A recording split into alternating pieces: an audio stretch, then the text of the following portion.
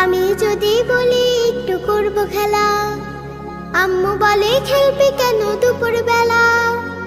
আমি যদি হতাম মা বাধা নিষেধ করতাম না, আমি যদি হতাম মা বাধা নিষেধ করতাম না। আমার মেয়ে বলতো আমায় কত ভালো মা, কত ভালো মা।